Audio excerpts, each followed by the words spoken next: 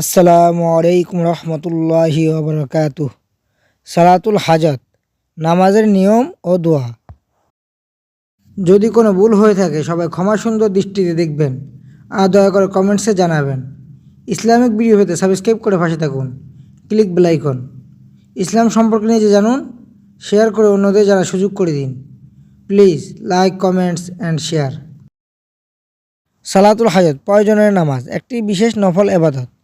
মানুষের বিশেষ কিছুর প্রয়োজন হলে কিংবা শারীরিক মানসিকভাবে কোনো দুশ্চিন্তা দেখা দিলে এই নামাজ পড়তে হয়। সালাতুল হাজাত একটি সাধারণ নফল নামাজ। এই নামাজ পড়ার নির্দিষ্ট কোনো দিন বাধা নেই যে এতদিন পড়তেই হবে।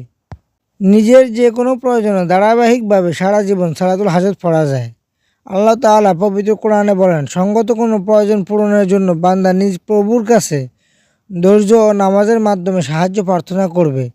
সূরা বাকারা আয়াত 153। সালাতুল হাজাত নামাজের আলাদা কোনো নিয়ম নেই। স্বাভাবিক নামাজের মতোই উত্তমভাবে ওযু করে 2 রাকাত নফল নামাজ পড়বে।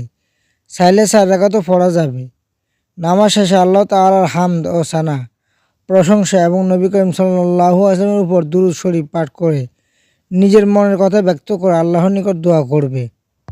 এই নামাজ সম্পর্কে এক হাদিসে এভাবে এসেছে, আব্দুল্লাহ ইবনু আবি আওফা থেকে বর্ণিত আছে যে আল্লাহর রাসূল সাল্লাল্লাহু আলাইহি ওয়াসাল্লাম বলেন, আল্লাহর কাছে বা কোনো আদম সন্তানের কাছে যদি কাহারও কোনো প্রয়োজন হয় তবে সে যেন ওযু করে এবং সুন্দরভাবে যেন তা করে। এরপর যেন 2 রাকাত নামাজ আদায় করে। এরপর যেন আল্লাহর হামদ করে এবং রাসূল সাল্লাল্লাহু আলাইহি ওয়াসাল্লামের উপর দুরূদ সালামের পর এই দোয়াটি পড়ে। দোয়ার আরবি উচ্চারণ। বাংলা উচ্চারণ, লা ইলাহা ইল্লাল্লাহুল হালিমুল কারীম, সুবহানাল্লাহি রাব্বিল আরশিল আযীম, আলহামদুলিল্লাহি রাব্বিল আলামিন, আসআলুকা মুজিবাতি রাহমাতিক ওয়া আযাইমা মাগফিরাতিক ওয়াল গনিমাতা মিন কুল্লি বিররিন ওয়াস সালামাতা মিন কুল্লি ইসমি, লা তাদা লি জামবান ইল্লা গফারতাহ ولا هما إلا فرجته ولا حاجة هي لك رضا إلا كفيتها يا أرحم الراحمين। অর্থ, আল্লাহ ছাড়া কোনো উপাস্য নেই, তিনি অতি সহিষ্ণু ও দয়ালু, সব দোষ ত্রুটি থেকে পবিত্র, তিনি মহান আরশের প্রভু, সকল প্রশংসা আল্লাহর, তিনি সারা জাহানের রব। আপনার কাছে আমি যাঞ্চা করি আপনার রহমত আকর্ষণকারী সকল পূর্ণ কর্মের ওসিলায় আপনার ক্ষমা ও মাগফিরাত আকর্ষণকারী সকল কাজের বরকত, সকল নেক আমলে সাফল্য লাভের এবং সব ধরনের গুনাহ থেকে নিরাপত্তা লাভের। আমার কোনো গুনাহ যেন মাপ ছাড়া না থাকে, কোনো সমস্যা যেন সমাধান ছাড়া না রয়ে যায়। আর আমার এমন প্রয়োজন যাতে আপনার সন্তুষ্টি রয়েছে তা যেন অপূর্ণ না থাকে। হে সর্বশ্রেষ্ঠ দয়ালু।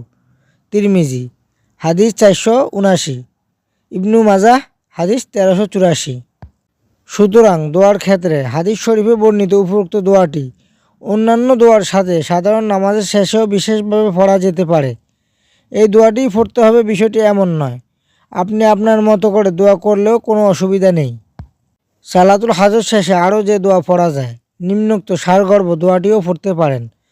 আল্লাহুম্মা রাব্বানা আতিনা ফিদ দুনিয়া হাসানাতাও ওয়া ফিল আখিরাতি হাসানাতাও ওয়া কিনা আযাবান নার।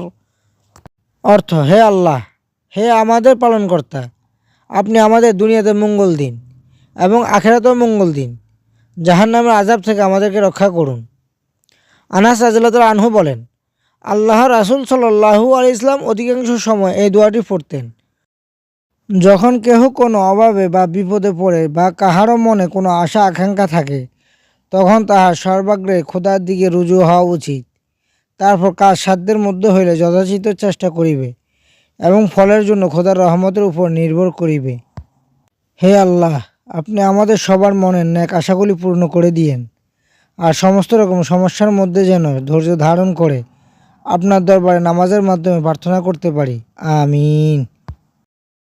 আল্লাহ তাআলা আমাদের সবাইকে ইসলাম সম্পর্কে জানার এবং মেনে চলার তৌফিক দান করুক আর রাসূলুল্লাহ সাল্লাল্লাহু আলাইহি ইসলামের উপর বেশি বেশি দুরূদ সালাম পড়ার তৌফিক দান করুক। আমিন। আসসালাতু ওয়াসসালামু আলাইকা ইয়া রাসূলুল্লাহ। الصلاة والسلام عليك يا حبيب الله الصلاة والسلام عليك يا نبي الله الصلاة والسلام عليك يا نور الله الصلاة والسلام عليك يا سيد المرسلين الصلاة والسلام عليك يا رحمة للعالمين الصلاة والسلام عليك يا خاتم النبيين। ভিডিওটি দেখার জন্য ধন্যবাদ। ভিডিও যদি ভালো লাগে অনুরোধ রইল সাবস্ক্রাইব করুন, click bell icon, please like, comments and share. আজ এখানেই বিদায় নিচ্ছি, ইনশাআল্লাহ দেখা হবে পরের ভিডিওতে। সবাই ভালো থাকবেন। আসসালামু আলাইকুম রহমতুল্লাহি ওয়া বারাকাতুহু। ফি আমানিল্লাহ।